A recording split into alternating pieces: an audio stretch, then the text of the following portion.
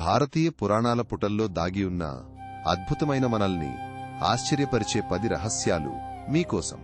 మహాభారతంలో అర్జునుడికి మణిపుర యువరాణి చిత్రగంధ ఒకరు భార్యగా ఉంది. ఆమె రాజకుమారిగానే కాక యుద్ధ కళలలో నిపుణురాలు కూడా.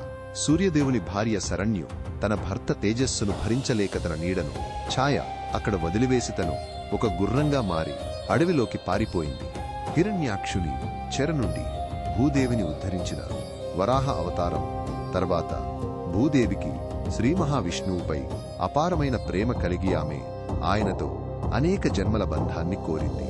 పరమశివుడు ఒకసారి తపస్సులో ఉండగా పార్వతీదేవి సరదాగా ఆయన కళ్లను మూయగా అప్పుడు సృష్టిలో చీకటి అలముకోవడంతో శివుడు తన 3వ కంటిని తెరిచాడు.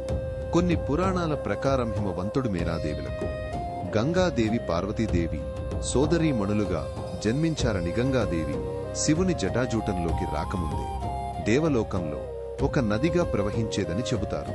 సప్తర్షులలో ఒకరైన వశిష్ఠుడి భార్య అరుంధతి దేవి సప్తర్షి మండలంలో ఒక నక్షత్రంగా ప్రకాశిస్తూ పతివ్రతత్వానికి నిదర్శనంగా నిలిచింది.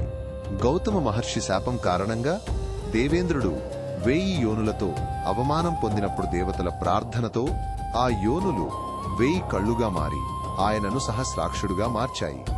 దేవతల శిల్పి విశ్వకర్మ తన కుమార్తె సంజ్ఞ సూర్యుని తేజస్సును భరించలేకపోయినప్పుడు ఆమె కోసం ప్రత్యేకమైన అలంకారాలను రథాన్ని సృష్టించాడు. యమధర్మరాజుకు యమి అనే కవల సోదరి ఉందని ఆమె మానవాళిలో మృత్యువుపై ప్రేమను కలిగించకుండా యముడిని తనతో కలిసి నివసించమని కోరగాయముడు దానిని తిరస్కరించాడు.